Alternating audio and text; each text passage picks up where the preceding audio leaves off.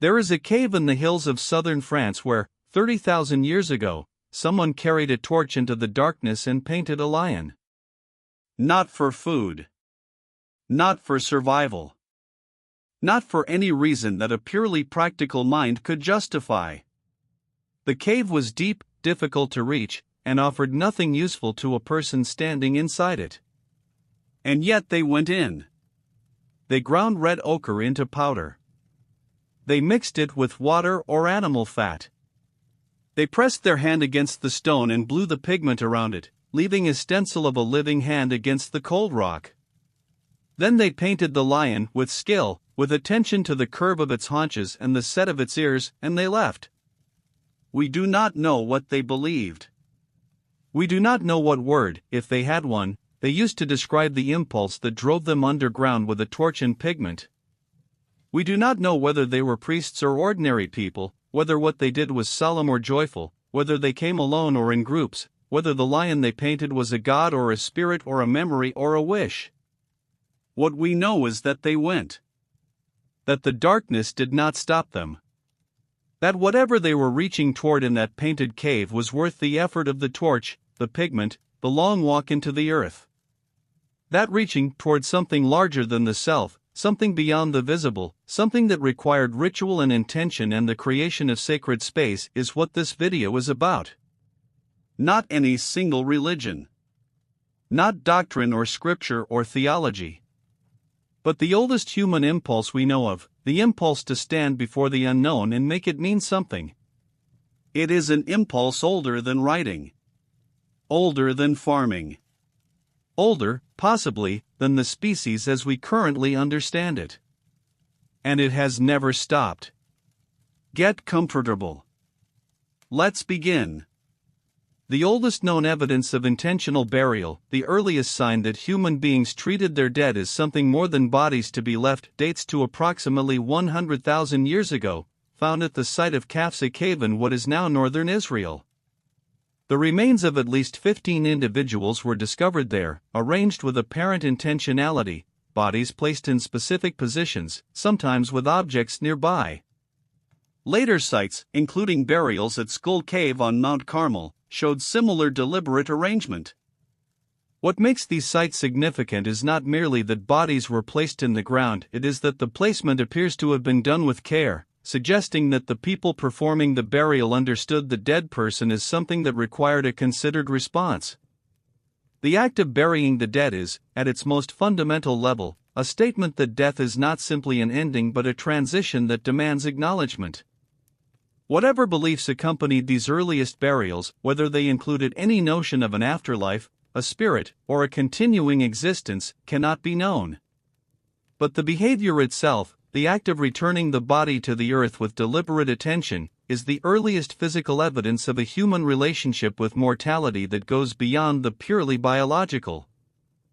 At a site called Bruniquel Cave in southern France, archaeologists discovered in 2016 that the cave's interior had been deliberately modified approximately 176,000 years ago, not by modern humans, but by Neanderthals. Deep inside the cave, where no natural light reached, Neanderthals had broken off stalagmites from the cave floor and arranged them into two roughly circular structures. The stalagmites were stacked and positioned with evident purpose. Fire had been lit inside and around the structures. The depth of the cave, over 300 meters from the entrance, made the construction particularly striking. Reaching it required carrying light sources through total darkness for a significant distance. There was no practical reason to do this. The structures served no obvious survival function. The site predates modern humans in Europe by over 100,000 years, which means that whatever ritual or symbolic impulse drove Neanderthals to carry torches deep into the earth and build these arrangements was not an invention of our own species. The religious instinct, or something indistinguishable from it in the archaeological record, may be older than Homo sapiens itself. Red ochre iron oxide ground into a red powder appears in the archaeological record of human behavior over 250,000 years ago, making it one of the earliest known substances deliberately collected and used by human ancestors. At sites across Africa, ochre has been found in quantities far exceeding any practical need, ground smooth on grinding stones, mixed with other materials, and in some cases shaped into crayon-like forms for application to surfaces. The color red has been associated with blood, life, fire, and ritual in virtually every human culture that has left evidence of symbolic behavior. Ochre was used to paint cave walls, to color the bones of the dead in burials, to mark the bodies of the living, and to decorate objects of apparent symbolic significance. The universality of ochre use across ancient sites Africa, Europe, the Middle East, Asia, and the enormous time depth of its appearance in the records suggest that the human relationship with symbolic color, with the deliberate transformation of surfaces and bodies through pigment, is not a recent cultural development but something woven into human cognition at a very deep level. The red hand pressed against the cave wall is one of the oldest signatures in human history. Göbekli Tepe, a site in southeastern Turkey discovered in the 1990s and excavated over the subsequent decades, overturned one of the foundational assumptions of archaeology. The site consists of large circular enclosures, each containing massive T-shaped limestone pillars up to 6 meters tall and weighing up to 20 tons, carved with elaborate relief images of animals, foxes, vultures, scorpions, boars, snakes, cranes. The pillars were shaped, transported, and erected with considerable skill and enormous collective labor. Carbon dating placed the construction of the earliest layers at approximately 11,600 years ago. The overwhelming significance of this date is that it predates agriculture. Göbekli Tepe was built by hunter-gatherers, people with no permanent settlements, no domesticated crops, no stored food surplus, no wheels, no metal tools. The prevailing assumption had been that monumental religious architecture required the organizational capacity of settled agricultural societies, the surplus food to feed workers, the stable population to organize the labor. Göbekli Tepe reversed this sequence. The monument came first. The settlement and possibly the agriculture that made it possible may have followed. The need to build a sacred place may have been one of the forces that drove early humans toward the invention of farming. The oldest known musical instruments are bone flutes, found at sites in Germany and dating to approximately 40,000 years ago. They were made from the hollow wing bones of vultures and from mammoth ivory, shaped and pierced with finger holes in a way that required knowledge of acoustics and understanding that specific hole placements would produce specific pitches. The vulture bone flutes found at Hole Fells and Vogelherd caves were not crude objects. They were carefully manufactured, capable of playing a range of notes, and clearly the products of a musical tradition that had developed over time rather than being invented at the moment they were made. Music and ritual are so consistently intertwined in every documented human culture that their connection appears to be structural rather than incidental. Sound, rhythm, melody, the resonance of a human voice or instrument in an enclosed space, produces measurable physiological effects, altered heart rate, synchronized breathing, the release of neurochemicals associated with social bonding. The religious ceremony and the musical performance share the same territory of human experience. That the oldest instruments appear in the same archaeological horizon as the oldest cave paintings suggests that the impulse to make sacred images and the impulse to make sacred sound arrive together.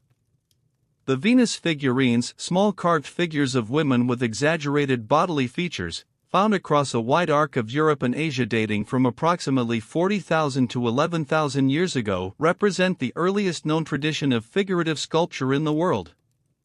Over 200 of them have been found, made from limestone, ivory, bone, and fired clay, ranging in size from a few centimeters to about 25 centimeters. The most famous, the Venus of Willendorf, was carved from limestone approximately 25,000 years ago and fits comfortably in the palm of a hand. The figures share consistent features: large breasts, rounded abdomens, wide hips, often no facial features or feet. Their purpose is unknown and has been debated extensively. They have been interpreted as fertility symbols, goddess figurines, self-portraits, teaching objects, and good luck charms. What is clear is that the impulse to create them was widespread across an enormous geographic area over a period of tens of thousands of years, that people who had never met shared the impulse to shape the same form from whatever material was available. Whatever meaning they carried, they were meaningful enough to make, carry, and keep. The practice of placing grave goods objects buried with the dead for use in an afterlife or as expressions of the dead person's identity and status appears in human burials dating back at least 100,000 years. Among the earliest examples are shells and ochre found near skeletal remains at Skul Cave in Israel. By the time of the Upper Paleolithic, roughly 40,000 years ago, some burials had become elaborate. The famous triple burial at Sungir in Russia, dated to approximately 34,000 years ago, contained 2 children and an adult buried with thousands of ivory beads that had been sewn onto their clothing, along with spears made from straightened mammoth tusk, carved animals, and other objects of evident importance. The quantity of labor represented by the Sungir burial goods, the carving and piercing of thousands of individual beads, suggests that the community invested enormous time and effort in preparing the dead for whatever they believed came next.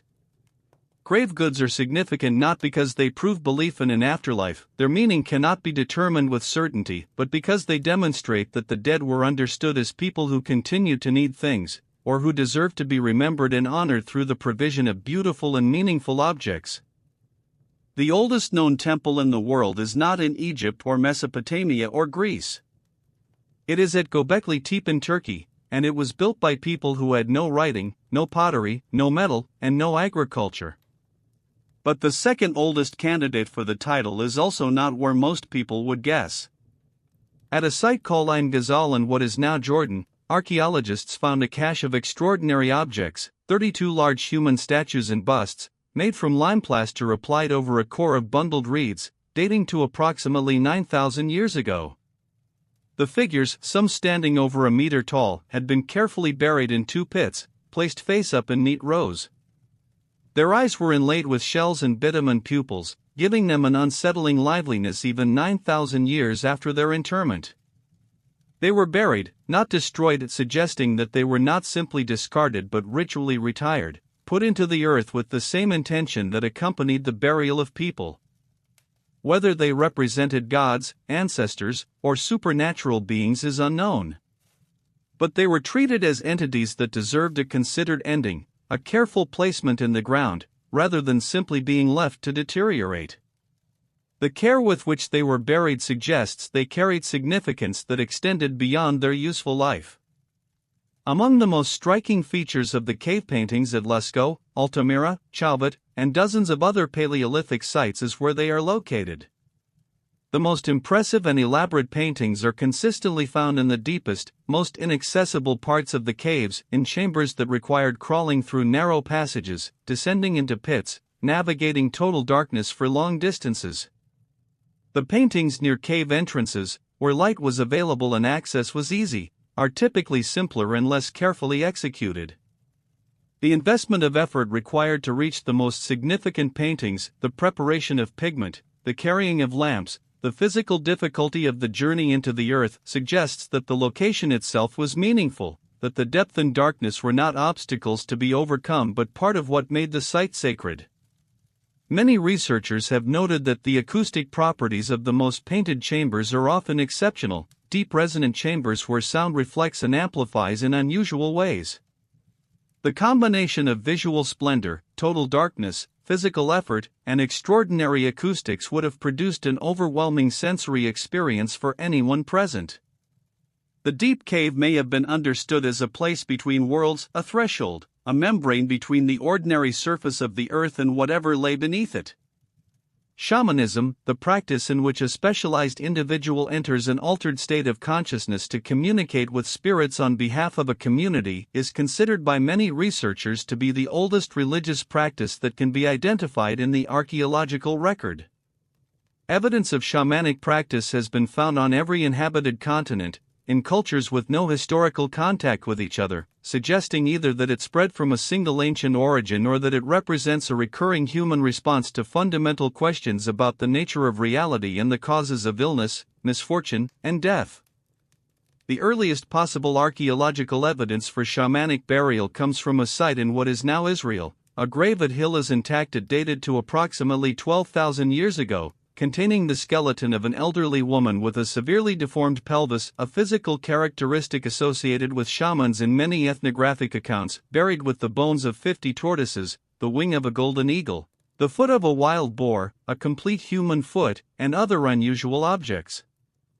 The burial was more elaborate than any other at the site.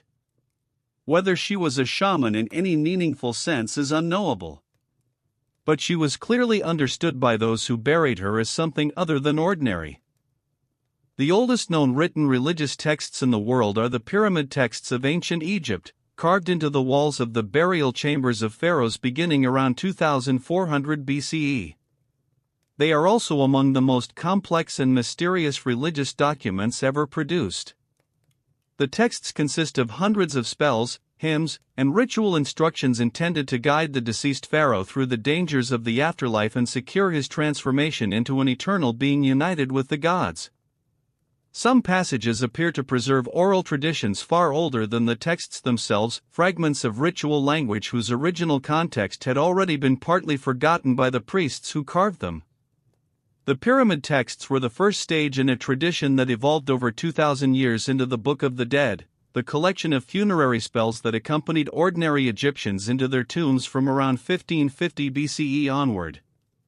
The continuity of religious concern across those 2,000 years, the same fundamental preoccupation with death, judgment, the afterlife, and the relationship between the human and the divine is one of the most striking demonstrations of the depth and persistence of religious thought in any documented civilization.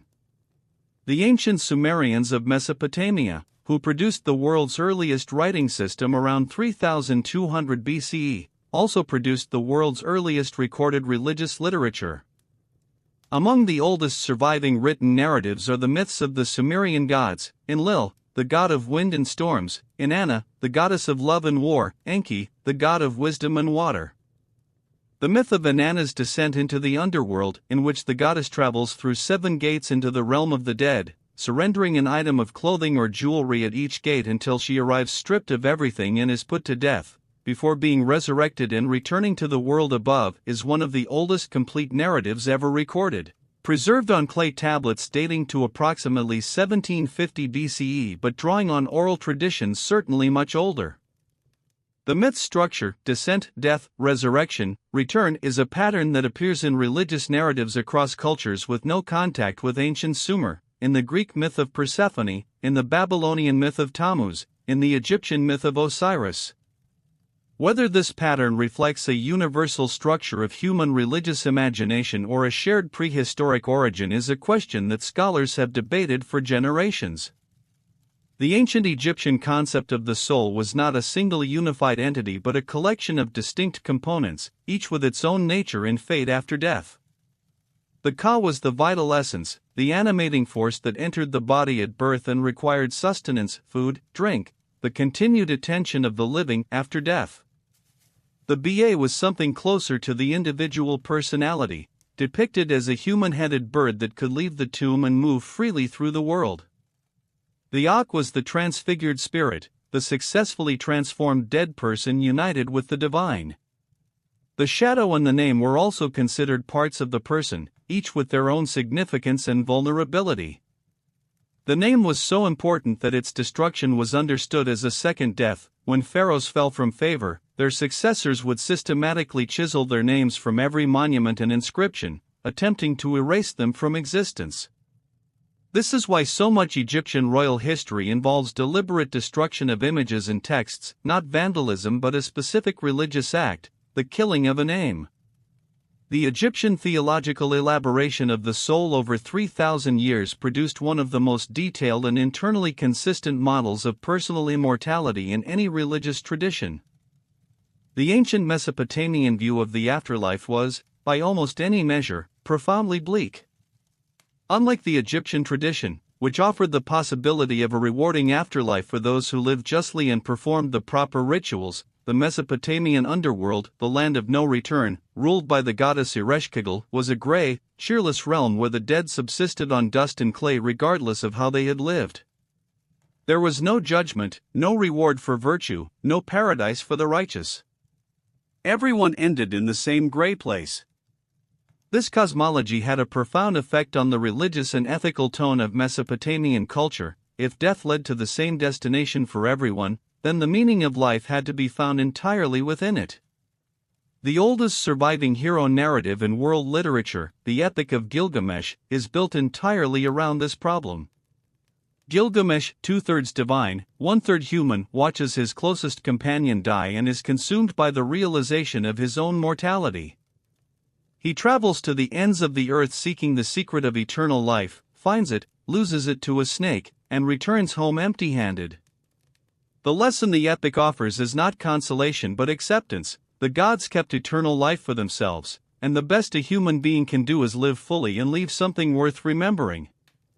The Indus Valley Civilization, which flourished in what is now Pakistan and northwestern India between approximately 3300 and 1300 BCE, was one of the largest and most sophisticated urban cultures of the ancient world, and almost nothing is known about its religion. The civilization's script has never been deciphered. No temples have been definitively identified among its ruins, though large public bath structures suggest ritual purification may have been significant. No royal tombs filled with religious objects have been found. Figurines of women have been discovered in large numbers, along with carved seals depicting animals and humans in postures that some researchers interpret as proto-yogic meditation. A single seal, known as the Pashupati seal, shows a horned figure seated in a cross-legged posture surrounded by animals and has been interpreted as an early representation of a deity that may be ancestral to the Hindu god Shiva. Whether this interpretation is correct is contested. The silence of the Indus Valley on religious matters is itself a kind of statement. One of the greatest civilizations of the ancient world left behind its cities, its sewage systems, its weights and measures, and its extraordinary material culture, but the inner life that animated it remains, for now, entirely inaccessible. The Rigveda, the oldest of the four Vedas and the oldest religious text in any Indo-European language still in use, was composed in an archaic form of Sanskrit sometime between approximately 1500 and 1200 BCE, though it preserves oral traditions considerably older. It consists of 1028 hymns addressed to various deities: Indra, the god of thunder and war; Agni, the god of fire; Varuna, the cosmic guardian of truth; Soma, the deity associated with a ritual intoxicating drink.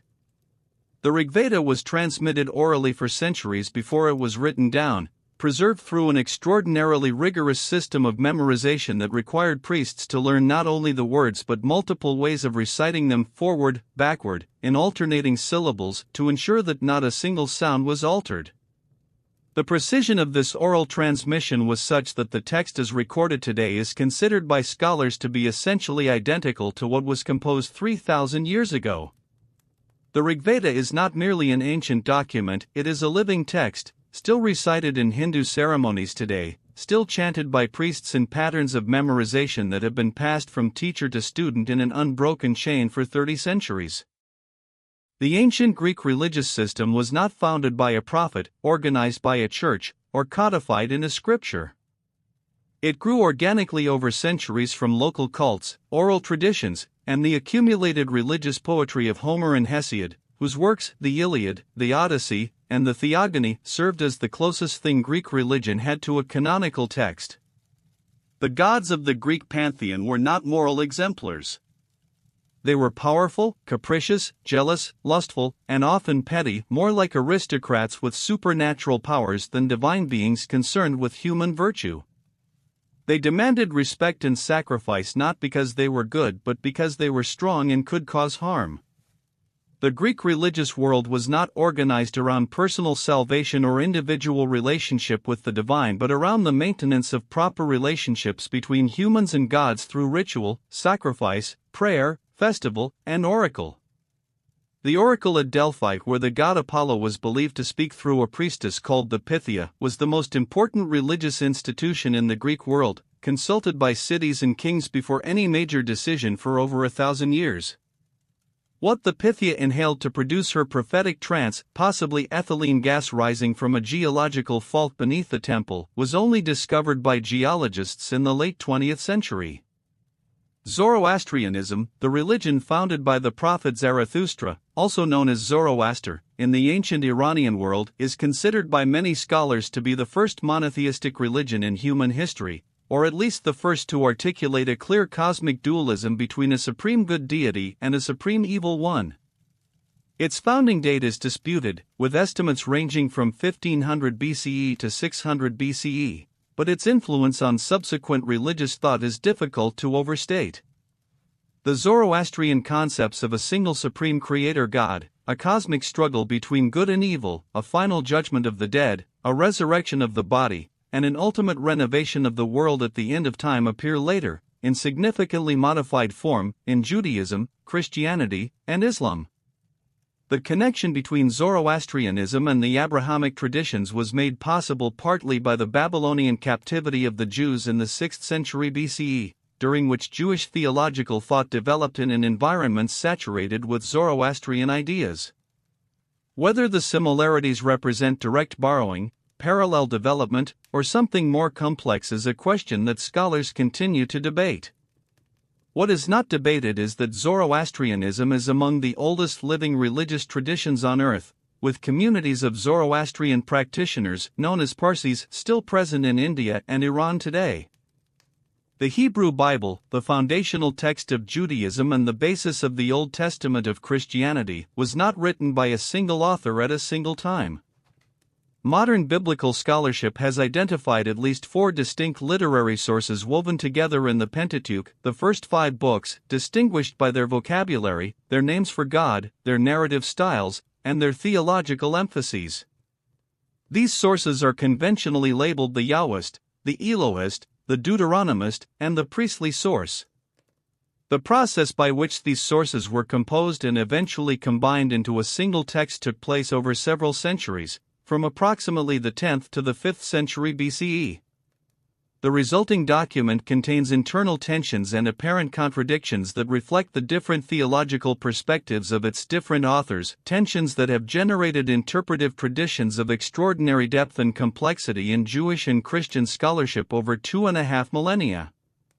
The recognition that the Bible's sacred text was the product of a long human editorial process rather than a single divine dictation was one of the most theologically disruptive developments in the history of Western religion, and its implications are still being worked through in religious communities around the world.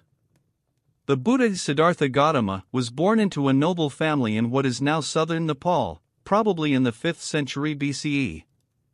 The traditional account of his religious transformation begins with what are called the 4 sights. The first time Siddhartha, sheltered from suffering by his family's wealth, encountered an old man, a sick man, a corpse, and a wandering ascetic in succession.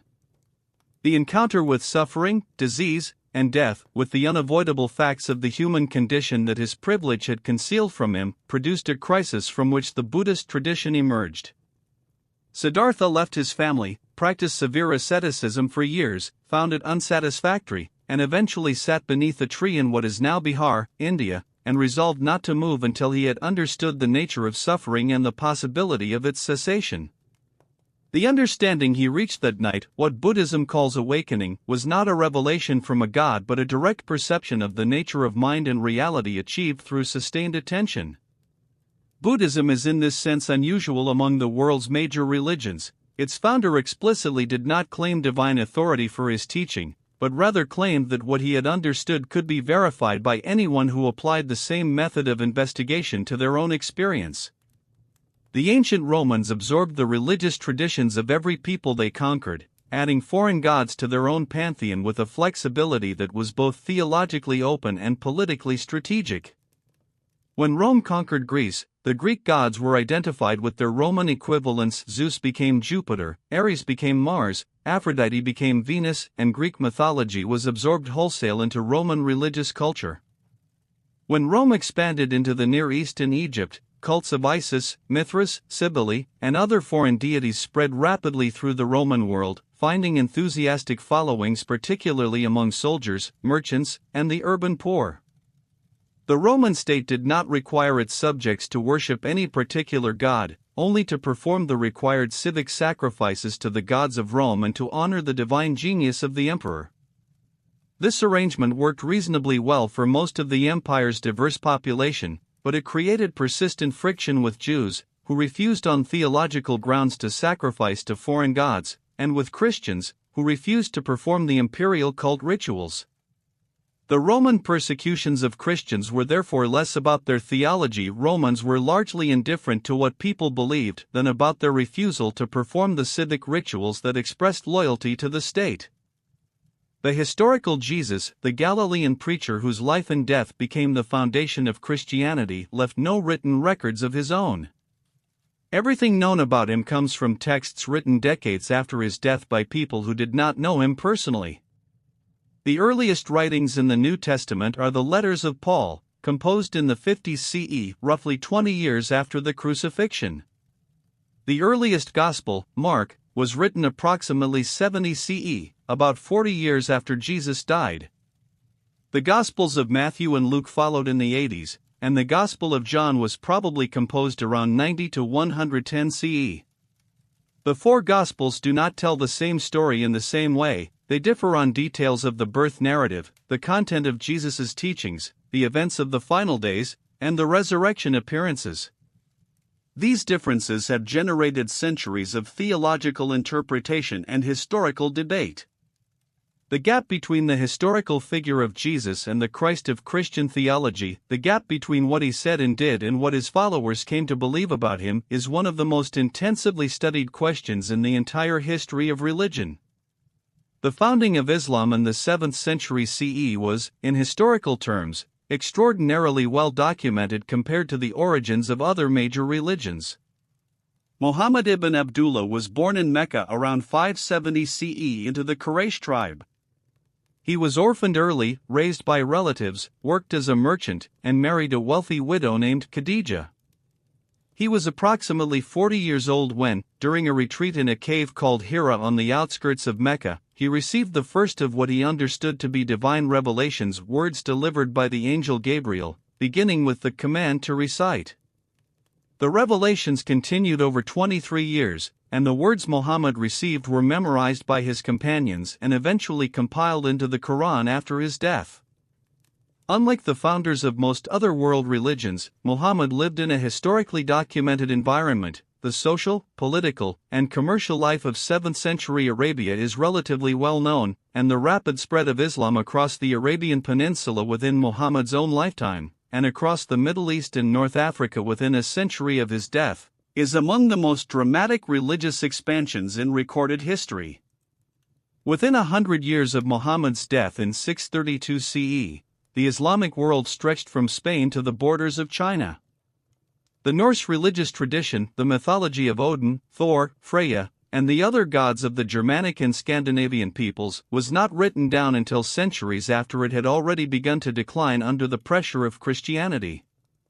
The primary sources for Norse myth are the Eddas, the Prose Edda, compiled by the Icelandic scholar Snorri Sturluson around 1220 CE, and the Poetic Edda, a collection of older mythological poems preserved in a 13th century manuscript.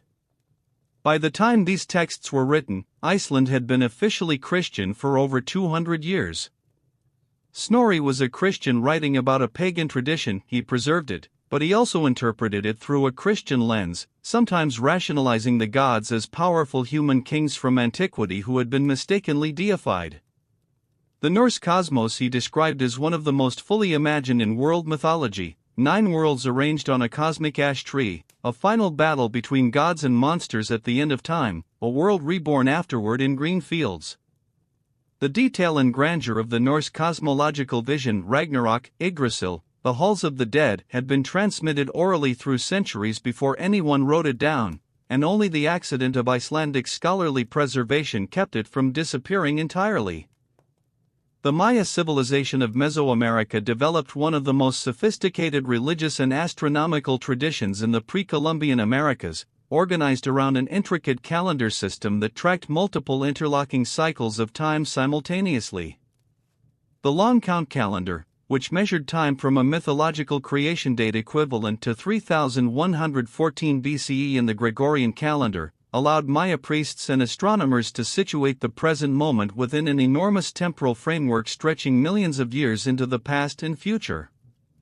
The Maya understood time itself as cyclical and sacred. Specific dates carried specific religious meanings, and the calendar's complex interlocking cycles were used to determine auspicious and inauspicious periods for warfare, planting, ceremony, and royal accession. The elaborate ritual bloodletting practiced by Maya royalty, kings and queens piercing their tongues or genitals and offering their blood to the gods, was understood not as violence but as the reciprocal payment of a cosmic debt. The gods had sacrificed themselves to create humanity. Humanity was obligated to sustain the gods through the offering of blood. The relationship between humans and gods in Maya theology was one of mutual dependence, in which both parties needed each other to continue existing. The Eleusinian Mysteries, the most important and most widely attended religious rites of the ancient Greek world, were celebrated annually at the town of Eleusis, near Athens, for approximately 2,000 years, from around 1500 BCE until the site was destroyed by the Visigoth king Alaric in 396 CE. The mysteries were open to virtually all Greek-speaking people, including women and slaves, who had undergone a preparatory purification ritual. What happened during the central ceremony, the night of the initiation, spent inside the telesterion, the Great Hall of Mysteries, was never written down, and initiates maintained their silence so effectively that despite the participation of hundreds of thousands of people over 2 millennia, the inner content of the ceremony remains genuinely unknown. What is known is that those who underwent it were profoundly affected. Ancient writers describe initiates emerging from the experience transformed, their fear of death dissolved, their understanding of the human condition permanently altered. Plato, Sophocles, Pindar, and Cicero all underwent the mysteries and all wrote about the experience in terms suggesting that it produced a genuine and lasting change in how they understood life and death. The secret held for 2,000 years. The construction of Stonehenge on Salisbury Plain in southern England took place over approximately 1,500 years, in multiple phases, beginning around 3000 BCE and continuing until roughly 1500 BCE. The earliest phase involved the construction of a circular earthwork enclosure. Later phases added the Great Sarsen stones, massive sandstone blocks quarried from Marlborough Downs, approximately 25 miles to the north, and the smaller bluestones transported from the Preseli Hills in Wales, approximately 200 miles away. The largest sarsen stones weigh approximately 25 tons. The engineering required to quarry, shape, transport, and raise them, using only the technology available to Neolithic and Bronze Age peoples, represents an investment of collective labor that implies a religious or social significance powerful enough to motivate enormous sustained effort across generations. The alignment of the monument with the midsummer sunrise and the midwinter sunset is precise and intentional. Whatever ceremonies took place there, and the archaeological evidence suggests it was used for burial, for seasonal gatherings, and for rituals whose nature is unknown, as Stonehenge was a place organized around the movements of the sun and moon, situating the human community within the rhythms of the cosmos.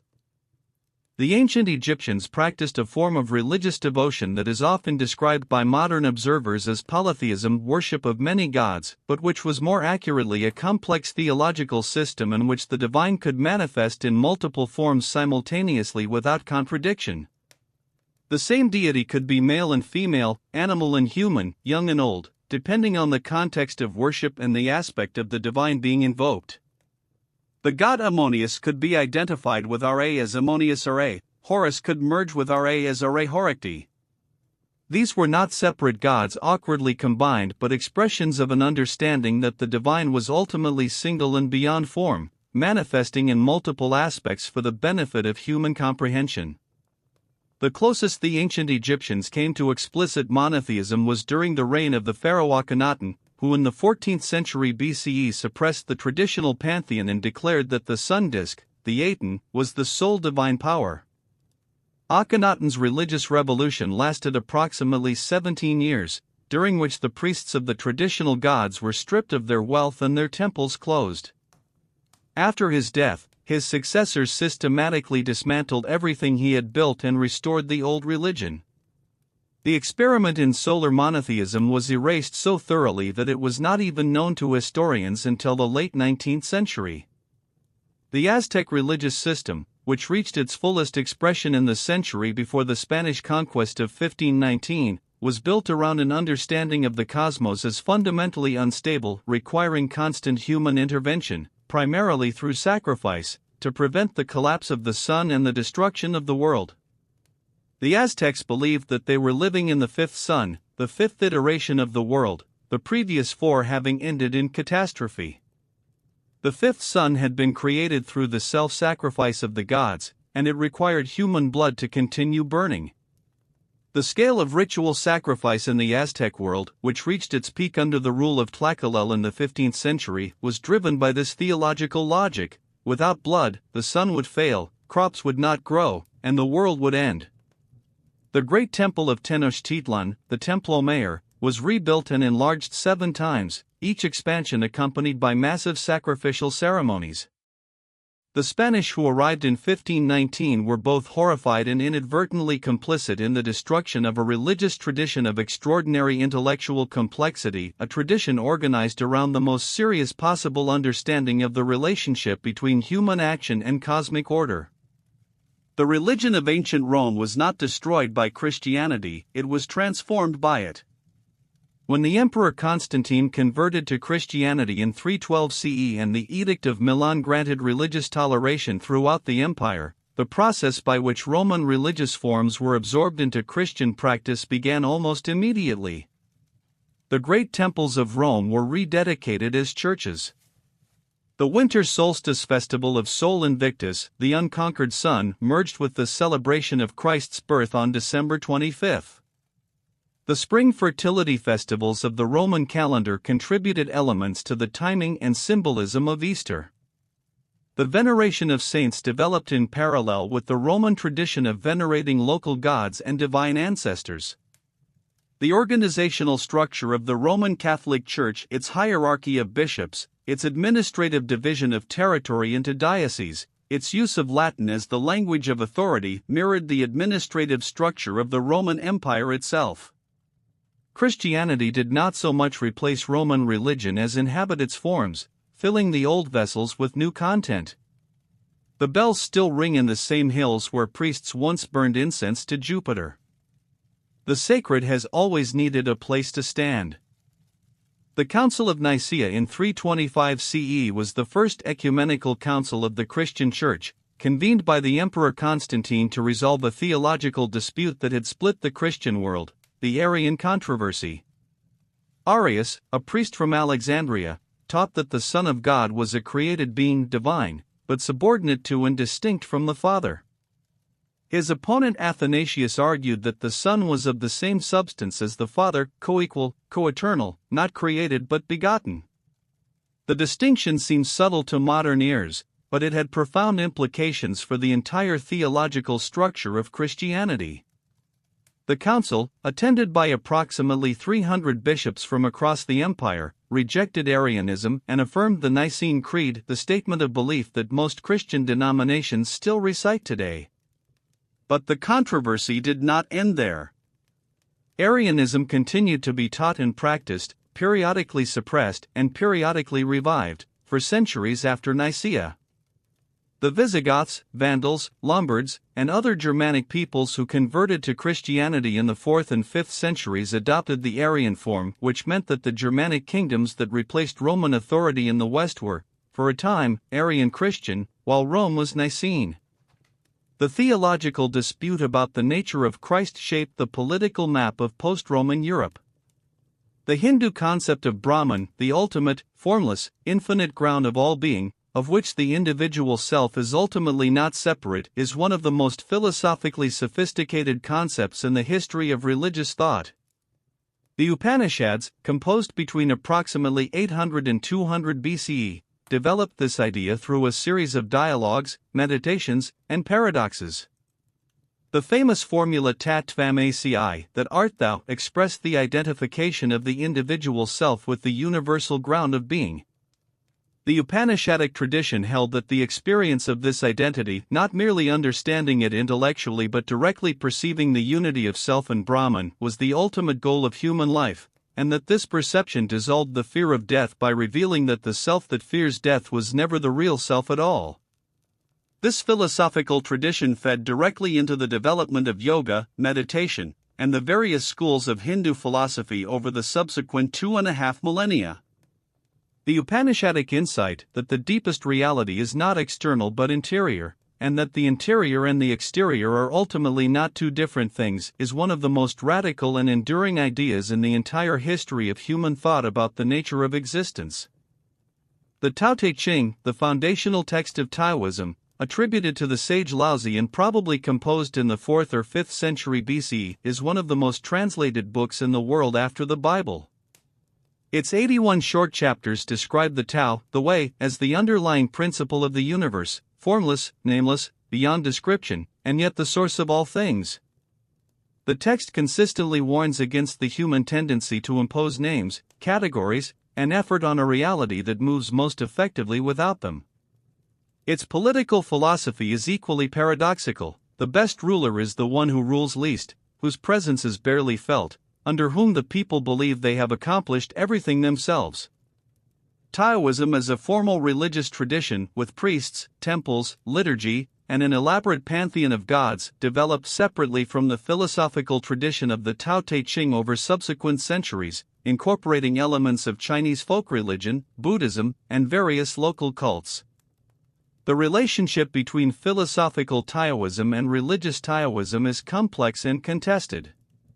But the core intuition of the Tao Te Ching, that the deepest reality is beyond the reach of effort and language, and that wisdom consists in aligning oneself with it rather than struggling against it, has influenced Chinese culture, art, medicine, and daily life for 2,500 years.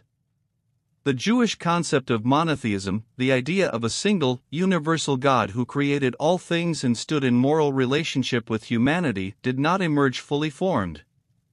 The Hebrew Bible itself contains traces of an earlier theological landscape. The commandment, "You shall have no other gods before me," does not deny the existence of other gods. It instructs the people of Israel to worship none of them. The word Elohim, one of the Hebrew names for God, is grammatically plural. Passages in the Psalms and the books of Isaiah and Job preserve echoes of a cosmic council of divine beings over which the God of Israel presided. The process by which Israelite religion moved from this earlier, more complex divine landscape to the strict monotheism that became the foundation of Judaism, Christianity, and Islam was gradual and was completed, or at least codified, during and after the Babylonian exile of the 6th century BCE. The experience of catastrophe, the destruction of the temple, the loss of the land, the apparent abandonment by God, paradoxically deepened and universalized the Israelite concept of the divine, producing a theology in which God was not the local deity of a particular people and place but the creator and moral governor of the entire universe. The Zen Buddhist tradition that developed in Japan from the 12th century onward placed an emphasis on direct, wordless experience of the nature of mind that expressed itself in some of the most unusual religious practices in any tradition. The koan, a paradoxical question or statement used as an object of meditation, was designed to exhaust the rational mind's tendency to seek logical solutions, pushing the meditator toward a direct perception that no amount of conceptual thinking could produce. Famous koans include, "What is the sound of one hand clapping?" and "What was your face before your parents were born?" The point was not to find an answer but to reach the state in which the question dissolved along with the questioner who was asking it. Zen masters were famous for unconventional teaching methods, sudden shouts, physical blows, cryptic responses to questions, laughter at solemn moments. The tradition held that the transmission of awakening from teacher to student happened not through words or doctrines but through direct contact between minds, a flame passed from candle to candle without the flame itself being divided or diminished. The aesthetic that Zen produced, the rock garden, the tea ceremony, the haiku, the spare brushstroke painting, expressed the same intuition in material form, that the greatest depth is found in the most simple surface. The Sufi tradition within Islam, the mystical dimension of the faith, oriented toward direct personal experience of the divine rather than external religious observance, produced some of the most extraordinary religious poetry in any language. The Persian poets Rumi, Hafiz, and Omar Khayyam wrote in a tradition in which the love of God was expressed through the metaphors of human love, the wine, the beloved, the tavern, the intoxication of union. The apparent worldliness of the imagery was deliberate, a way of expressing states of consciousness that conventional religious language could not reach. Rumi's Masnavi, a 6-volume poem of approximately 25,000 verses, is considered the greatest work of Persian literature and one of the most widely read books of poetry in the world. His image of the reed flute cut from the reed bed and crying for its origin, longing for reunion with the source from which it was separated, became one of the central metaphors of Sufi thought, the human soul as a being separated from its divine source, longing for return. The Mevlevi order founded by Rumi's followers expressed this longing through the practice of whirling meditation, the slow, continuous turning of the body that produced, practitioners reported, a state of expanded consciousness.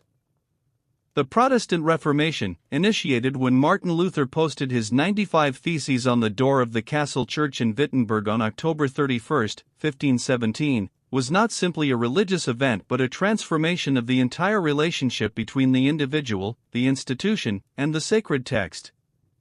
Luther's central argument was that salvation came through faith alone, not through the sacraments, rituals, and indulgences dispensed by the Church, and that the authority for this claim was not tradition or papal decree but Scripture itself, which every Christian should be able to read in their own language. The insistence on Scripture in the vernacular had profound consequences beyond theology. The translation of the Bible into German by Luther, completed in 1534, became a foundational document of the German language.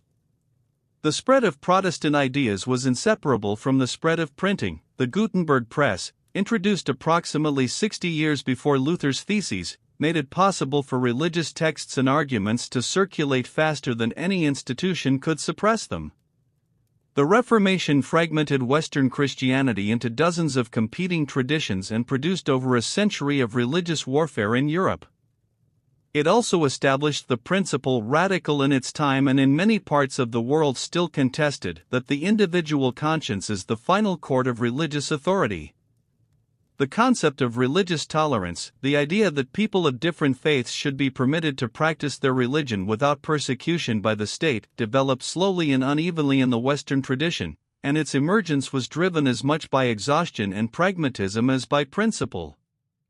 The Edict of Nantes, issued by King Henry IV of France in 1598, granted French Protestants the right to practice their religion in specified places, a pragmatic solution to decades of catastrophic religious civil war, revoked 87 years later by Louis XIV. The Peace of Westphalia in 1648, which ended the 30 Years' War, established the principle that rulers could not impose their religion on their neighbors, stabilizing Europe at the cost of accepting its permanent religious division.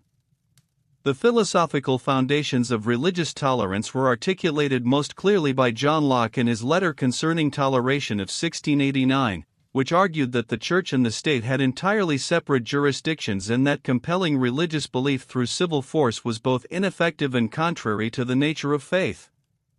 Locke's argument fed directly into the First Amendment to the United States Constitution, adopted in 1791, which prohibited Congress from making any law respecting an establishment of religion or prohibiting its free exercise.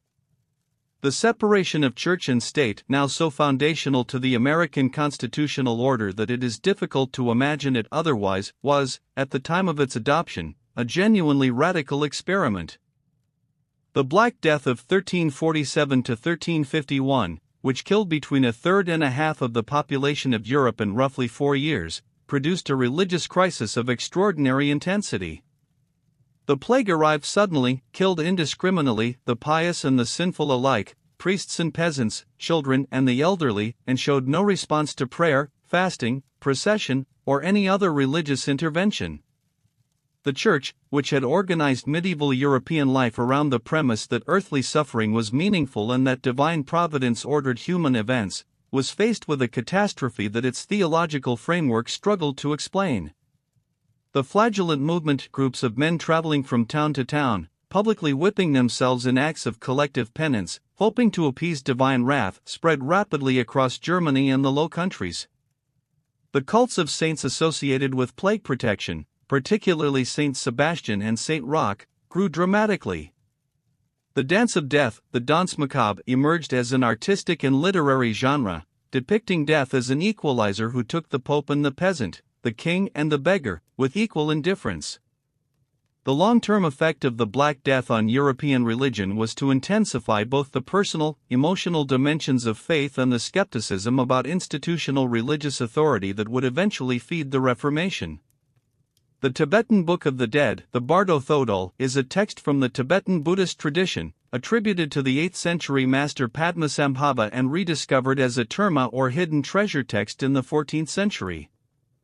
It is a guide to the experience of dying and the state between death and rebirth, intended to be read aloud to a dying or recently deceased person to help them navigate the luminous visions and terrifying apparitions that the text describes as arising in the consciousness during the intermediate state. The text describes a sequence of experiences beginning with the dawning of the clear light of fundamental reality at the moment of death, a light that, if recognized for what it is, leads to liberation, followed by a series of peaceful and wrathful deities that are explicitly described as projections of the dying person's own mind.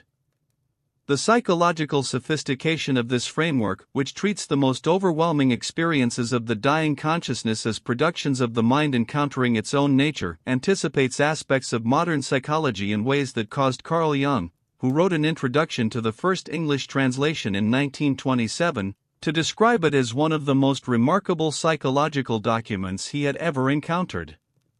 The pilgrimage, the journey to a sacred place undertaken as an act of devotion, is one of the oldest and most widespread religious practices in human history. Evidence of pilgrimage to the water sources, cave shrines, and prominent natural features of the ancient landscape appears in the archaeological record across cultures and millennia. The great pilgrimage routes of the historical period, the Hajj to Mecca, the Camino de Santiago in Spain, the Buddhist pilgrimage circuits of India and Japan, the Hindu pilgrimages to Varanasi and the sacred rivers, were often built over paths that had been walked for centuries or millennia before they acquired their current religious associations. The pilgrimage accomplishes something that no text or ritual performed at home can quite replicate. It puts the body in motion toward the sacred, subjecting the pilgrim to the physical experience of distance, difficulty, and the encounter with strangers who share the same goal. The medieval Christian pilgrimage to Santiago de Compostela, the supposed tomb of the Apostle James in northwestern Spain, drew hundreds of thousands of pilgrims from across Europe annually in the 12th and 13th centuries, creating one of the most extensive networks of roads, hospices, and bridges in the medieval world. The Jesuit order, the Society of Jesus, was founded in 1540 by Ignatius of Loyola, a former Spanish soldier who underwent a profound religious conversion while recovering from wounds received in battle. Ignatius developed the spiritual exercises, a rigorous 4-week program of directed meditation, visualization, and examination of conscience that remains one of the most influential systems of religious practice in the history of Christianity. The Jesuits became the intellectual vanguard of the Catholic Counter-Reformation, establishing schools and universities across Europe and sending missionaries to Asia, Africa, and the Americas. Jesuit missionaries arrived in Japan in 1549 and in China in 1582, developing an approach to missionary work that sought to engage with local intellectual traditions rather than simply replacing them, learning Chinese, adopting Confucian dress and manners, and presenting Christianity in terms that Chinese scholars could engage with philosophically. This approach was controversial within the Church and led eventually to the Chinese rites controversy, in which the Vatican condemned the Jesuit accommodation of Chinese religious practice, a decision that crippled the Christian mission in China for generations. The Jesuits were suppressed by Pope Clement XIV in 1773, largely due to political pressure from European monarchies who found their independence and influence threatening, and restored by Pope Pius VII in 1814. The tradition of sacred architecture, the building of spaces specifically designed to produce a religious experience in those who enter them, reflects a consistent understanding across cultures that the physical environment of worship is not neutral but participates actively in the encounter with the divine.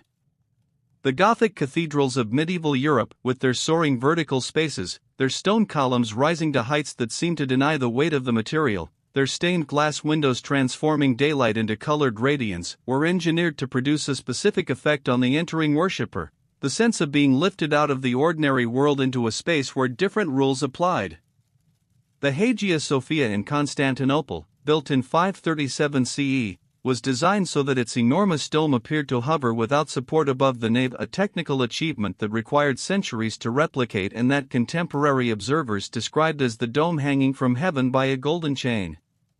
The Kaaba in Mecca, the simple cubic structure at the center of the Grand Mosque, achieves the opposite effect through absolute simplicity, a dark cube draped in black silk, around which millions of people circle, the point around which the entire geography of the Islamic world orients itself. The sacred space, in every tradition, is the place where the architecture of the world pauses and turns inward. The Day of the Dead, Dia de los Muertos, celebrated in Mexico on November 1st and 2nd, is one of the most visually distinctive religious traditions in the world, combining indigenous Aztec and other Mesoamerican beliefs about death and the afterlife with the Catholic feast days of All Saints and All Souls. In the indigenous tradition, death was not understood as a final separation but as a passage to a different plane of existence, and the dead were believed to return annually to visit their living relatives. The modern celebration preserves this understanding. Altars called ofrendas are constructed in homes and cemeteries, laden with photographs of the dead, their favorite foods and objects, marigold flowers whose scent was believed to guide the returning spirits, candles, and incense. Families spend the night in cemeteries, eating, drinking, and talking with their dead as if they were present, because in the understanding of the tradition, they are.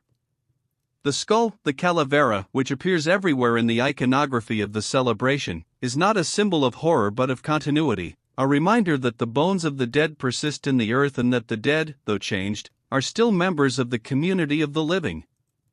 The tradition survived 3 centuries of colonial pressure to suppress it and emerged in the 20th century as one of the most recognized cultural expressions of Mexican identity. The Quakers, the Religious Society of Friends, founded in England in the 1650s by George Fox, developed one of the most radical reductions of religious practice in the history of Christianity. Fox argued that the presence of God was directly available to every person through the inner light, a divine spark in every human soul that required no priest, no sacrament, no scripture, and no church to mediate it.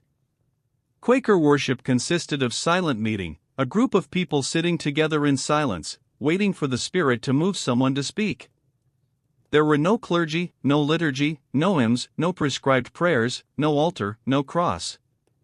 The Quakers refused to remove their hats in the presence of magistrates or kings, refused to take oaths, refused military service, and used the informal thee and thou to everyone equally, practices that expressed the theological conviction that all human beings were equally inhabited by the divine light and that no human hierarchy could reflect a hierarchy in God. These convictions made them deeply unpopular with the authorities of their time, and thousands of Quakers were imprisoned in 17th-century England. Their later influence, particularly in the abolition of slavery, in prison reform, and in the development of pacifism as a principled political position, was disproportionate to their small numbers. The Shinto tradition of Japan, the indigenous religious practice organized around the veneration of kami, the spirits inhabiting natural features, ancestors, and significant forces, has no founder, no sacred scripture, no creed, and no systematic theology. It is, in this sense, less a religion in the Western doctrinal sense than a practice, a set of rituals, attitudes, and relationships with the sacred dimensions of the natural and ancestral world that have been part of Japanese culture for as long as the record reaches. The kami inhabit mountains, rivers, trees, rocks, waterfalls, and thunderstorms, as well as ancestors, emperors, and certain exceptional living persons. They are not omnipotent or omniscient. They are powerful, present, and capable of being offended or appeased.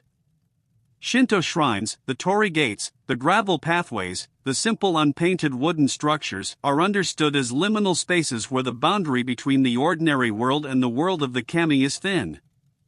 The tradition of ritual purity, the washing of hands and mouth before approaching a shrine, the avoidance of certain states considered ritually impure expresses the understanding that the approach to the sacred requires a specific preparation of the self, a deliberate stepping across the threshold from the ordinary to the sacred. The Book of Job, one of the most philosophically profound texts in the Hebrew Bible, confronts the most fundamental problem in religious thought, the suffering of the innocent. Job is a righteous man who loses everything, his wealth, his children, his health, through no fault of his own, as the result of a wager between God and the adversary in the divine court. His three friends argue that he must have sinned, because God would not allow the suffering of the innocent, a position that preserves the moral coherence of the universe at the cost of accusing Job falsely. Job insists on his innocence and demands an audience with God. When God finally speaks from the whirlwind, the answer he gives is not an explanation but a counter-question: where were you when I laid the foundations of the earth? The divine response addresses Job's suffering not by justifying it but by situating the human perspective within a cosmos so vast and complex that the categories of human justice do not adequately describe it. Job accepts this answer. The book ends not with an explanation of suffering but with a demonstration of its inscrutability, and with the implicit suggestion that the demand for a comprehensible cosmic justice may be itself a kind of category error. The Book of Job has no resolution that satisfies the intellect. It was not written to satisfy the intellect. The mystical Jewish tradition of Kabbalah, whose foundational text, the Zohar, appeared in Spain in the 13th century, developed an elaborate cosmological system describing the structure of the divine and its relationship to the created world through a diagram called the Tree of Life, 10 spheres called Sphirot, representing different aspects or emanations of the divine, connected by 22 paths corresponding to the letters of the Hebrew alphabet. The Kabbalah proposed that the Hebrew letters were not merely symbols but the building blocks of creation itself, that God had created the world through language, and that the specific form of each letter encoded the structure of reality. This understanding made the study of sacred texts not merely devotional but cosmological. To understand the hidden meanings of Scripture was to understand the inner structure of the universe. The Lurianic Kabbalah, developed by Isaac Luria in 16th century Safed in the Galilee, added a further dimension, the doctrine of the shattering of the vessels, in which the divine light had shattered the containers meant to hold it, scattering sparks of the divine throughout the material world. The task of human beings was tikkun olam, repair of the world, the gradual gathering of the scattered sparks back toward their source. This idea, in its secularized form, became one of the most influential concepts in modern Jewish social thought. The Ghost Dance, a religious movement that spread rapidly through the Native American peoples of the Great Plains in 1889 and 1890, was one of the most poignant religious responses to catastrophe in American history. Wovoka, a Paiute prophet from Nevada, received a vision during a solar eclipse in January 1889 in which he was taken to the spirit world and shown the coming resurrection of the dead and the restoration of the land to its original condition, the buffalo returned, the white settlers gone, the dead ancestors walking again among the living. The ceremony required to bring this about was a circular dance performed by men and women together, without weapons, for 4 or 5 days. The Ghost Dance spread with extraordinary speed across the Plains nations, adopted by the Lakota Sioux, the Arapaho, the Cheyenne, and others, each adapting it to their own traditions. The United States government, alarmed by the movement's spread through reservation communities already under severe pressure, misinterpreted the peaceful ceremony as a war preparation. The result was the killing of the Lakota chief Sitting Bull in December 1890 and the massacre at Wounded Knee on December 29, 1890, in which approximately 300 Lakota men, women, and children were killed by the 7th Cavalry. The Ghost Dance was not a war. It was a prayer. The Baha'i faith, founded in Persia in the 19th century by Baha'u'llah, who claimed to be the latest in a series of divine manifestations that included Moses, Jesus, Muhammad, and the Buddha, is among the youngest of the world's independent religions and one of the most geographically widespread, with communities in virtually every country on earth.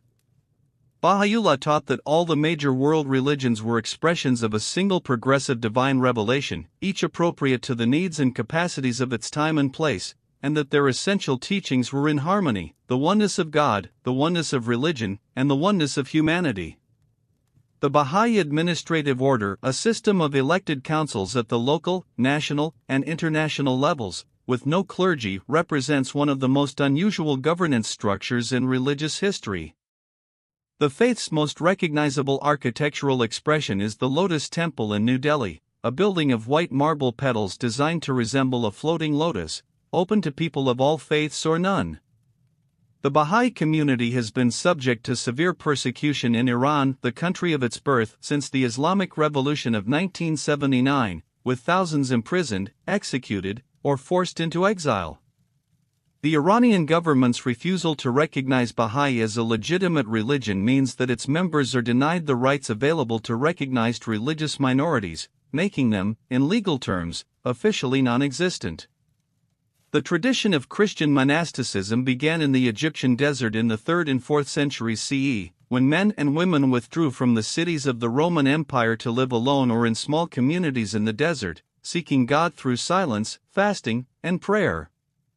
The first and most famous of the Desert Fathers was Anthony of Egypt, who retreated into the desert around 270 CE and lived there alone for over 20 years before disciples began gathering around him. The sayings of the Desert Fathers and Mothers, the Apophthegmata Patrum, are one of the most unusual documents in the history of religion, brief, often paradoxical teachings delivered by experienced practitioners of solitude to those who sought their guidance. The tradition they established spread westward through Basil of Caesarea's rule for communal monasticism and eventually through Benedict of Nursia, whose rule, written around 530 CE, became the foundation for Western monasticism. The Benedictine monastery organized around the daily cycle of the divine office, the communal liturgy of prayer that divided every 24 hours into 8 periods of prayer and work, created a technology for the sanctification of time itself, transforming every hour of the day into an act of orientation toward the divine. The Sikh religion, founded by Guru Nanak in the Punjab region of what is now Pakistan and northwestern India in the late 15th century, developed through 10 successive gurus over approximately 200 years and produced a distinctive tradition that drew from both Hindu and Islamic thought while asserting its own independent identity. Guru Nanak's central teaching was the unity of God, called Waheguru, the wonderful Lord, beyond all religious labels, accessible to everyone regardless of caste, religion, or gender. His famous declaration that there is no Hindu, there is no Muslim expressed the conviction that the divine transcended the categories through which human beings divided themselves. The Sikh sacred scripture, the Guru Granth Sahib, is treated as a living guru. It is housed in a canopied throne in the Gurdwara, covered with silken cloths, greeted with bowing, and read in a continuous cycle.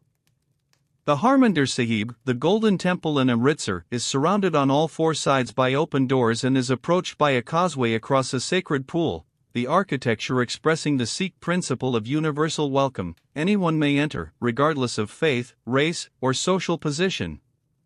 The Langar, the free communal meal served to all visitors at every Gurdwara, puts this principle into daily practice, serving millions of meals every day to anyone who comes. The tradition of Jewish prayer 3 times daily, the Shasharit in the morning, the Mincha in the afternoon, and the Ma'ariv in the evening, was established after the destruction of the Second Temple in 70 CE as a way of maintaining the structure of sacred time that had previously been organized around the temple sacrifices. When the temple stood, the times of daily prayer corresponded to the times of the daily sacrifices.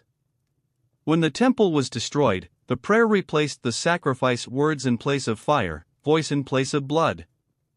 This transformation, the shift of Jewish religious life from a temple-centered, sacrifice-based practice to a synagogue-centered, prayer-based practice organized around the study of texts, was one of the most profound adaptations in the history of religion. It produced a form of Judaism that could survive without a temple and without a homeland, portable and resilient, capable of being practiced wherever 10 Jewish adults could gather. The rabbis who developed this form of Judaism in the centuries after the destruction, working in Roman Palestine and in Babylon, produced the Talmud, the vast compendium of legal discussion, narrative, and interpretation that became the foundation of Jewish life in diaspora. The labyrinth, the single-path walking meditation circuit found in the floors of medieval European cathedrals, is one of the most ancient sacred symbols in human history. The pattern appears in rock carvings in Sardinia dating to approximately 2500 BCE, on coins from Knossos in Crete associated with the myth of the Minotaur, and in the rock art of the American Southwest and the petroglyphs of Ireland. The most famous surviving cathedral labyrinth is in the floor of Chartres Cathedral in France, installed around 1200 CE and approximately 13 meters in diameter. Unlike a maze, which is designed to confuse, a labyrinth has a single path that winds back and forth, leading inevitably to the center and then out again. Walking the labyrinth was a form of moving meditation and, in some traditions, a substitute pilgrimage for those unable to travel to Jerusalem.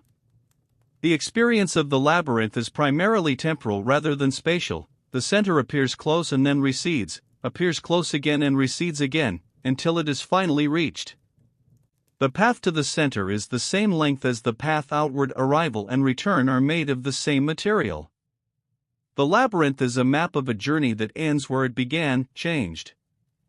The largest religious gathering in human history is the Kumbh Mela, the Hindu festival of pilgrimage held at the confluence of sacred rivers in India.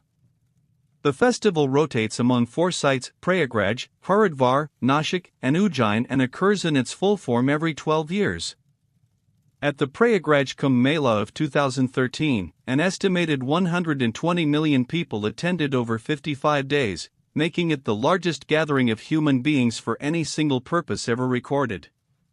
The festival commemorates the drop of Amrita, the nectar of immortality, that fell into the rivers of India when the gods and demons churned the cosmic ocean in search of it. Bathing at the confluence of the sacred rivers during the most auspicious astronomical alignments of the festival is believed to dissolve the accumulated karma of multiple lifetimes, offering the possibility of liberation from the cycle of rebirth. The logistics of the Kumbh Mela, the transportation, sanitation, security, and provision of over 100 million people, represent one of the most extraordinary organizational challenges in human experience. The temporary city erected at Prayagraj for the festival is, for its brief duration, one of the largest cities on earth, assembled and dismantled in the space of a few weeks, entirely devoted to the possibility of a moment of contact with the sacred. The tradition of sacred music, of sound specifically created and used for religious purposes, is as old as religion itself, and the intersection of music and the sacred produces experiences of unusual power in virtually every tradition. Gregorian chant, the monophonic liturgical music of the Roman Catholic Church, named for Pope Gregory I who codified it in the late 6th century, was designed for the resonant stone spaces of medieval churches and cathedrals. Sung by a single unaccompanied voice or a choir in unison, without rhythm in the modern metric sense, it moves through the resonant interior of the building in long, flowing lines that blend with the stone's acoustic signature. The effect in a large cathedral can be extraordinary. The notes sustain and overlap, filling the space with a continuous wash of sound that seems to come from everywhere at once rather than from specific singers.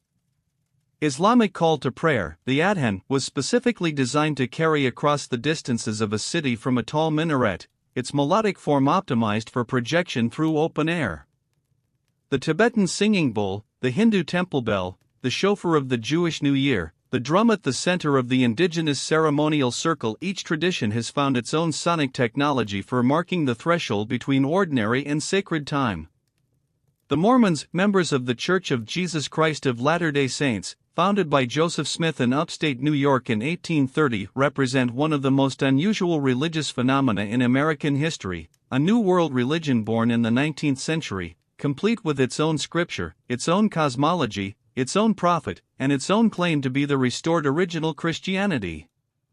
Smith reported receiving golden plates covered in a reformed Egyptian script, which he translated through divine assistance into the Book of Mormon, a narrative of ancient peoples in the Americas who were visited by Christ after the resurrection. The church Smith founded grew rapidly despite intense persecution, which drove the community westward in stages until the main body settled in the Great Salt Lake Valley under Brigham Young's leadership in 1847.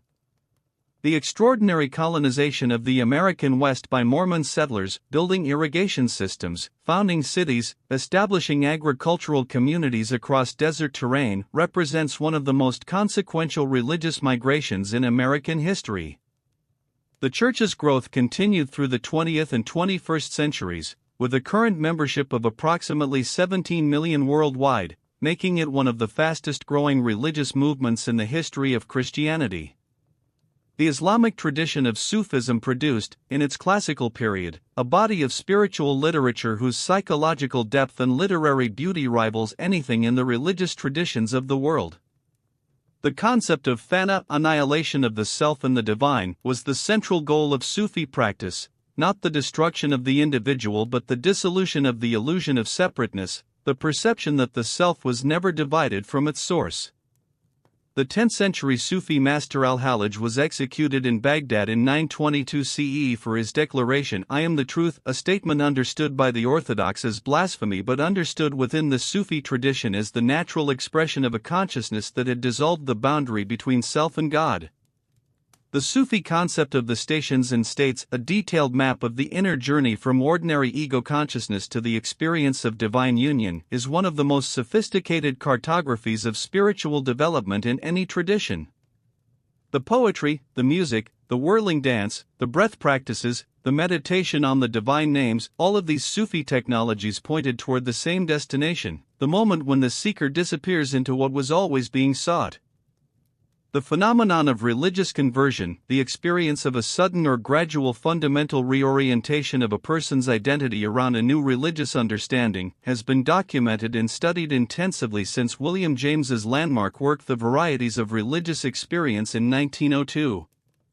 The most famous religious conversion in Western history is Paul's on the road to Damascus, a sudden, overwhelming experience of light and a voice that transformed a persecutor of Christians into the primary architect of Christian theology.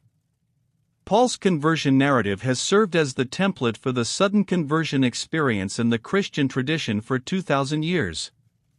The gradual conversion, the slow shift of identity and commitment over months or years, is statistically more common, but less narratively dramatic, and therefore less often preserved in religious literature.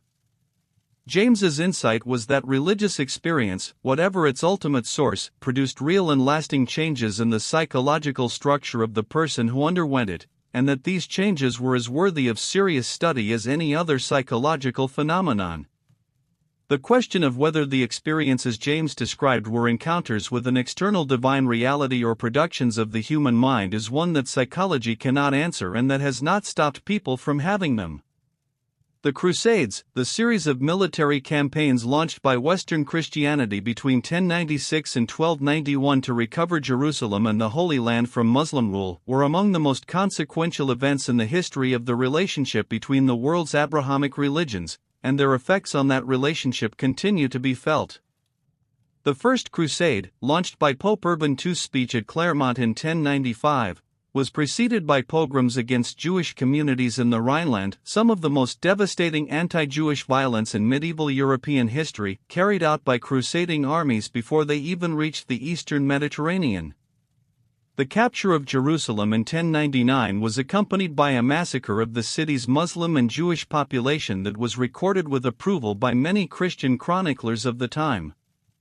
The subsequent history of the crusading period, the Crusader states, the Saladin's reconquest, the various later crusades, the final loss of Acre in 1291 left a legacy of religious violence and cultural encounter whose memory has been invoked, misrepresented, and contested in religious and political discourse ever since. The Crusades were understood by those who undertook them as acts of piety. They were experienced by those who suffered them as something else entirely. The Inquisition, the various ecclesiastical tribunals established by the Catholic Church to investigate and punish heresy, operated in different forms across different periods and regions of Europe and Latin America from the 12th to the 19th centuries. The Spanish Inquisition, established in 1478 under Ferdinand and Isabella, was the most institutionally elaborate and had the most lasting cultural impact. Its original targets were conversos, Jewish and Muslim converts to Christianity suspected of secretly practicing their original faiths. The procedures of the Inquisition, the denunciation, the examination, the use of torture under specific conditions, the public ceremony of reconciliation or punishment called the auto de fe were embedded in a legal framework that was, by the standards of contemporary secular justice, not necessarily more brutal than the courts of the time, though it operated on the premise that heresy was a crime more serious than any temporal offense. The Spanish Inquisition was abolished in 1834. The Congregation for the Doctrine of the Faith, the modern descendant of the Roman Inquisition, still exists as a department of the Vatican, now operating through theological review and disciplinary procedures rather than physical coercion. The African diaspora religions, Candomblé in Brazil, Vodou in Haiti, Santeria in Cuba, developed among enslaved Africans and their descendants in the Americas as adaptations of West African religious traditions under conditions of extreme oppression. The enslaved peoples of the transatlantic trade were forcibly separated from their communities, their languages, their names, and their religious institutions, but they carried the structures of their religious thought with them, and they rebuilt what they could from memory and improvisation. Because the expression of African religious practice was prohibited or punished, these traditions were often practiced under a cover of Catholic veneration. The orishas of the Yoruba tradition were identified with Catholic saints. The ceremony was organized around the Catholic liturgical calendar, and the sacred drumming and possession rituals were practiced in spaces that appeared superficially Christian. The resulting traditions were not merely disguised African religions, they were genuinely new forms, shaped by the encounter between African tradition, Catholic imagery, and the specific conditions of the Caribbean and Brazilian slave societies. They survive today as living traditions practiced by millions of people and recognized as significant components of the cultural heritage of the Americas. The Enlightenment of the 17th and 18th centuries produced, among its many other consequences, the first sustained intellectual tradition of atheism in Western history. Earlier periods had produced skeptics, freethinkers, and critics of institutional religion. The ancient Greek philosopher Diagoras of Melos was called the atheist in antiquity, but a fully articulated philosophical atheism, accompanied by a positive account of the world and human life without divine reference, was a development of the Enlightenment. The French philosophes Voltaire, Diderot, d'Holbach ranged from deism to materialism, from scathing anti-clericalism to explicit denial of any divine being. David Hume's posthumously published Dialogues Concerning Natural Religion, written in the 1750s, remains one of the most rigorous philosophical critiques of the arguments for God's existence ever written. The public expression of atheism remained dangerous in most of Europe well into the 19th century. The full articulation of a secular, humanist worldview as a positive alternative to religion rather than merely a critique of it developed gradually through the 19th and 20th centuries, producing traditions of secular ethics, secular ritual, and secular community that continue to evolve in the contemporary world. The New Age movement, the loose constellation of spiritual practices, beliefs, and communities that emerged in the Western world in the 1960s and 1970s, drew from an eclectic range of sources: Eastern religion, Western esotericism, indigenous traditions, psychology, alternative medicine, and speculative cosmology. Its central intuitions, that spiritual development was the primary purpose of human life, that the individual had direct access to the sacred without institutional mediation, and that the world was on the threshold of a transformation in consciousness echoed much older religious ideas in the vocabulary of contemporary culture. The New Age movement was simultaneously a product of the counter-cultural revolt against institutional authority and a continuation of a Western esoteric tradition stretching back through Theosophy, Rosicrucianism, and Renaissance Neoplatonism. Its influence on mainstream Western culture, in the normalization of meditation, yoga, and mindfulness, in the widespread interest in Eastern philosophical traditions, in the rediscovery of indigenous and earth-centered spiritualities, was far larger than its formal membership would suggest. The New Age critique of institutional religion, that the sacred was too important to be administered by institutions, is, in historical perspective, a recurring complaint in the history of religion that has periodically produced new forms. The concept of theodicy, the attempt to reconcile the existence of a good and powerful God with the reality of suffering and evil in the world, is one of the oldest and most persistently unresolved problems in the history of religious thought. The German philosopher Gottfried Leibniz coined the term in 1710, but the problem it names is as old as monotheism itself, and appears in some form in virtually every religious tradition that posits a benevolent divine power. The major traditional responses, that suffering is a punishment for sin, that it is a test of faith, that it serves as an opportunity for spiritual growth, that it is the price of free will, that it is beyond human comprehension, each preserves something important but fail to satisfy everyone who has asked the question in the context of genuine and overwhelming suffering. The Holocaust, the systematic murder of approximately 6 million Jewish people and millions of others by the Nazi regime, produced a crisis in Jewish and Christian theology of extraordinary depth, forcing a reconsideration of traditional theodicy in the face of suffering that exceeded the framework of any available theological explanation. The responses, the theology of protest, the theology of the hidden God, the theology of the suffering God, represent some of the most serious religious thinking of the 20th century, and they do not resolve the problem. They inhabit it. The phenomenon of near-death experiences, the reports, now numbering in the millions from every culture and religious background, of experiences of light, presence, life review, and overwhelming peace or love that occur in people who have been clinically dead or close to it and are subsequently revived, has produced one of the most contested intersections between science and religious belief in contemporary culture. The experiences are remarkably consistent across different individuals, cultures, and religious traditions: the sense of leaving the body, the movement through darkness toward light, the encounter with deceased relatives or a being of light, the life review in which the entire course of one's life is observed simultaneously, and the return, often reluctant. The consistency of the reports across cultures where the content of the expected afterlife differs significantly has been interpreted by some researchers as evidence of a genuine encounter with a dimension of reality beyond ordinary consciousness. Others argue that the consistency reflects universal features of brain physiology under extreme stress. The debate is unresolved. What is not disputed is that those who have had near-death experiences typically emerge from them with a permanently altered relationship with death, less afraid, more oriented toward love and meaning, less concerned with material achievement. The experience changes people. What it is remains open. The oldest continuously inhabited city in the world is generally considered to be either Jericho in the West Bank, with evidence of permanent settlement dating back approximately 11,000 years, or Byblos in Lebanon, or Aleppo in Syria. But whatever city claims that distinction, the earliest cities were inseparable from their religious centers.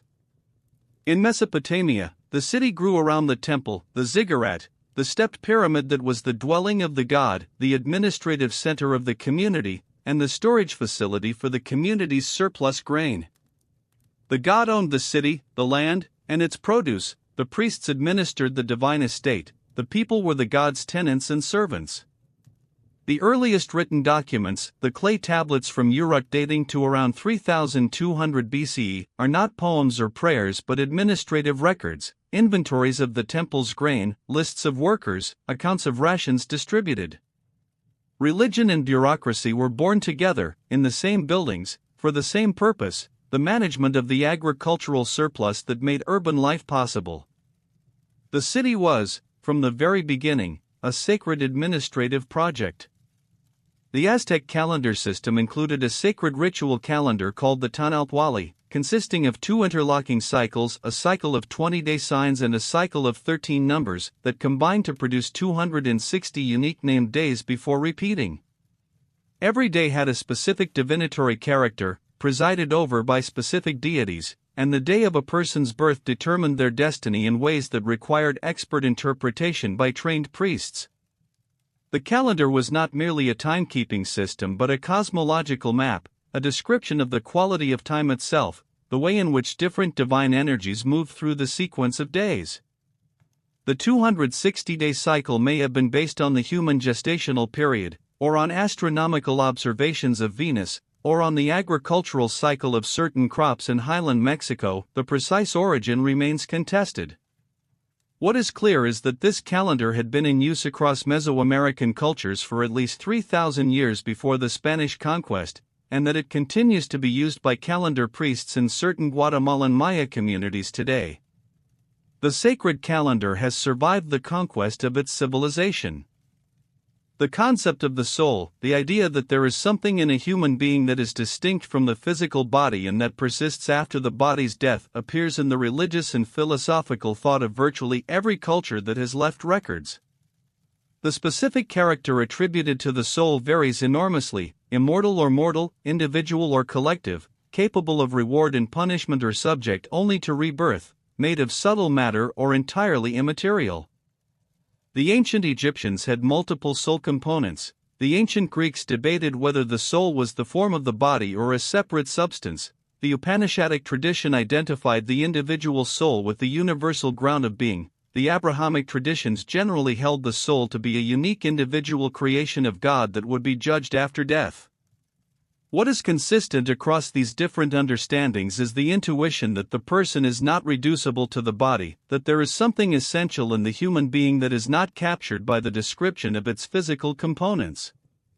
Whether this intuition reflects a genuine feature of reality or a persistent feature of human psychology is one of the oldest unanswered questions in the history of thought.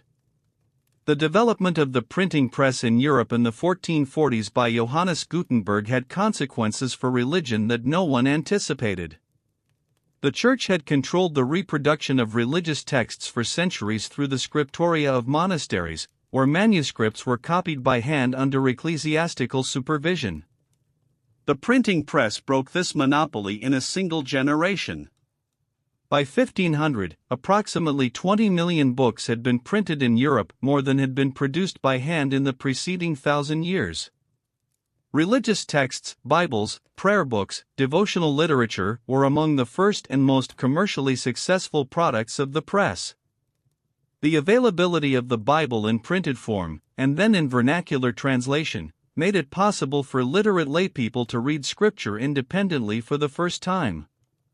The interpretive monopoly of the clergy, the assumption that Scripture required expert clerical interpretation to be understood correctly, was undermined not by argument but by access.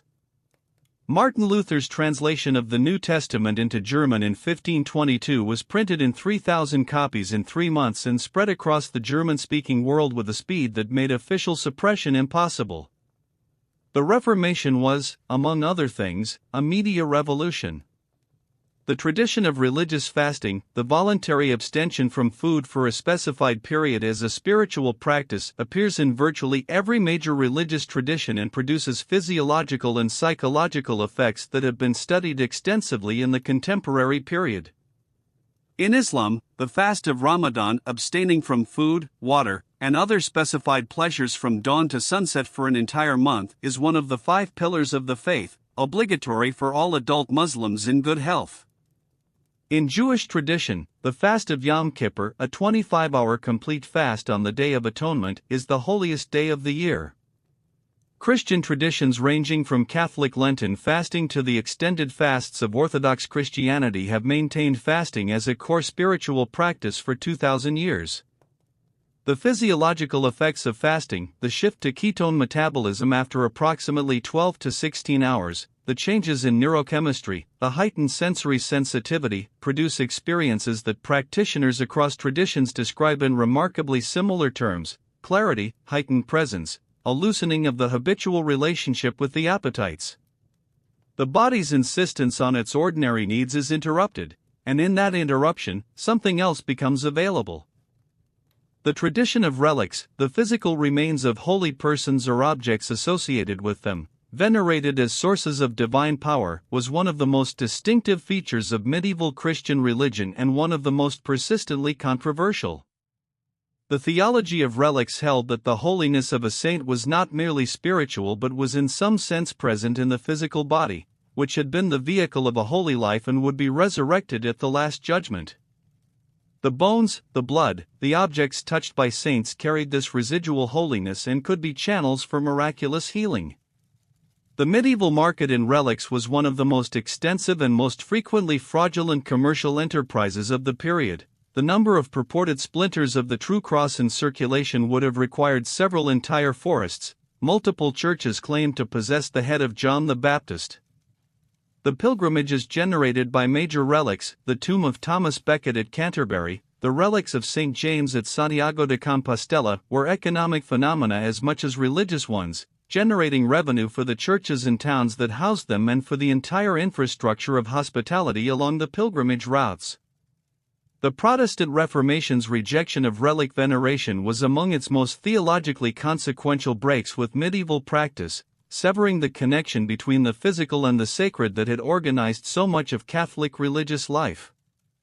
The Psalms, the 150 poems and songs that make up the Psalter of the Hebrew Bible, are among the most widely used religious texts in human history, employed in Jewish, Christian, and to some extent Islamic worship across 3,000 years. They range from ecstatic hymns of praise to anguished cries of abandonment, from royal celebration to personal lament, from meditation on divine law to fury at enemies. Psalm 22, which begins with the words, my God, why have you forsaken me?" appears in the Gospel of Mark as the words spoken by Jesus from the cross. Whether as a quotation of the psalm or as a cry of genuine desolation has been debated in Christian theology for 2,000 years. The Psalms are unusual among religious texts in that they do not, in the main, describe what God is or prescribe what humans should believe. They describe the experience of being human in the presence of, or in the apparent absence of, the divine. They contain anger, despair, confusion, and grief alongside praise and gratitude. They give liturgical form to the full range of human emotional experience, and this is why they have continued to be used in worship across traditions and millennia. They say what people actually feel. The encounter between religion and modern science, a relationship often portrayed as one of inevitable conflict, has in historical reality been far more complex and varied. The most famous cases of conflict, the trial of Galileo, the reception of Darwin's theory of evolution, have been so thoroughly publicized that they have come to represent the entire relationship in popular consciousness, obscuring centuries of productive collaboration. Many of the founders of modern science were deeply religious. Isaac Newton devoted more time to biblical interpretation and alchemical research than to physics. Gregor Mendel, whose experiments with pea plants established the foundations of genetics, was an Augustinian friar. Georges Lemaitre, the Belgian priest and physicist who first proposed what became known as the Big Bang theory of the universe's origin, received his idea partially from meditation on the biblical account of creation and pursued it through rigorous cosmological mathematics. The categories of science and religion as distinct and opposing domains of knowledge and practice are themselves historical constructions of the modern period, products of a cultural negotiation that continues today in debates about cosmology, consciousness, and the meaning of human existence. The tradition of mysticism, the direct, unmediated experience of the divine or of ultimate reality, sought through contemplative practice, has produced, across every major religious tradition, a remarkable convergence of language, metaphor, and reported experience that has fascinated scholars of comparative religion for over a century. The Christian mystic Meister Eckhart's language of the soul's union with the Godhead, the Sufi mystic Rumi's language of the lover's union with the beloved, the Hindu mystic Ramana Maharshi's language of the dissolution of the self and pure awareness, the Buddhist teacher's description of the recognition of the nature of mind. These accounts, from traditions separated by centuries and continents, describe experiences that share structural features difficult to explain as coincidence. Whether this convergence reflects a genuine underlying reality that different traditions have approached from different angles, or whether it reflects universal features of human neurology and consciousness that produce similar experiences regardless of belief system, is one of the deepest open questions in the study of religion. The mystics answer that the question itself belongs to a level of analysis that the experience transcends, is not available to everyone. But it has been available, in some form, in every tradition, in every period, in every culture that has left a record of the interior life. The role of women in the world's religious traditions has been among the most contested and variable dimensions of religious history.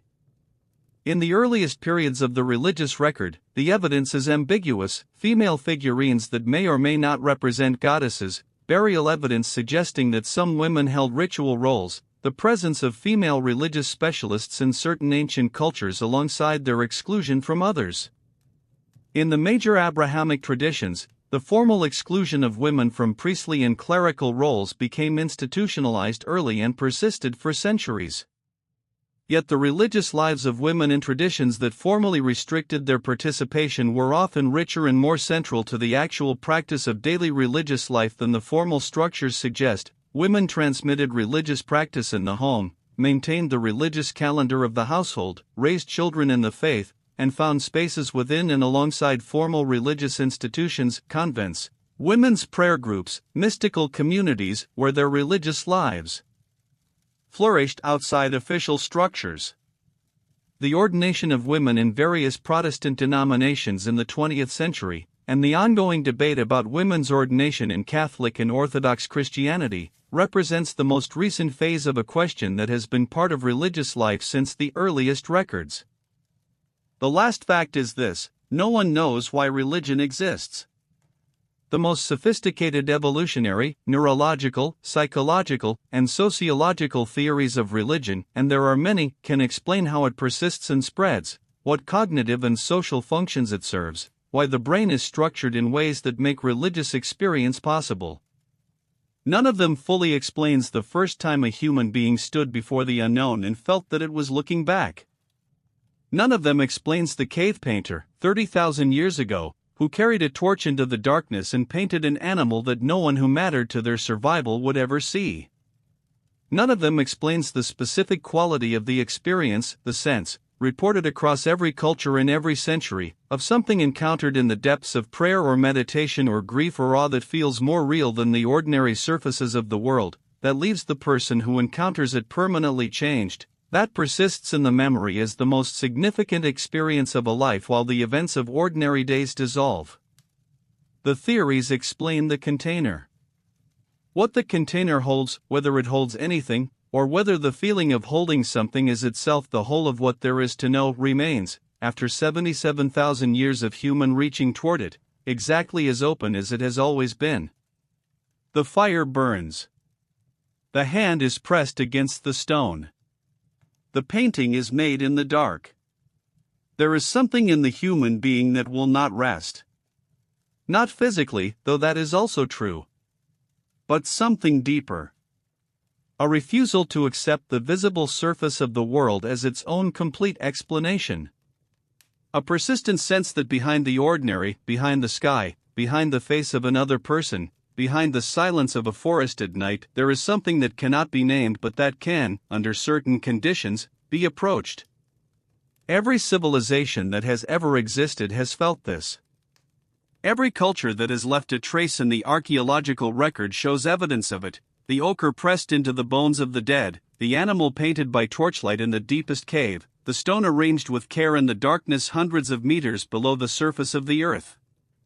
Whatever else separated these people from each other, their languages, their technologies, their beliefs, their ways of organizing the world, this reaching towards something beyond was common to all of them.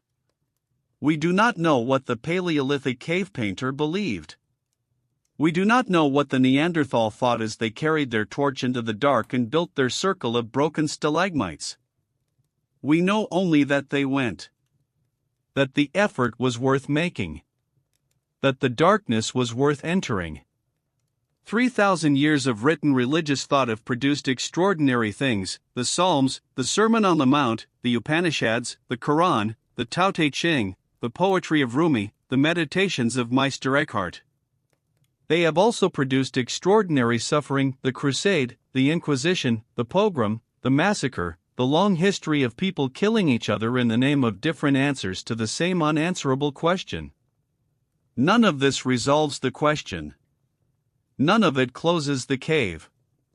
The question remains exactly where it was when the first human being looked up at the night sky and understood, for the first time, that they would die, and wondered, in the same breath, whether that was really the whole of it. Look at the sky tonight, if it is clear where you are. The same stars. The same question. Sleep well.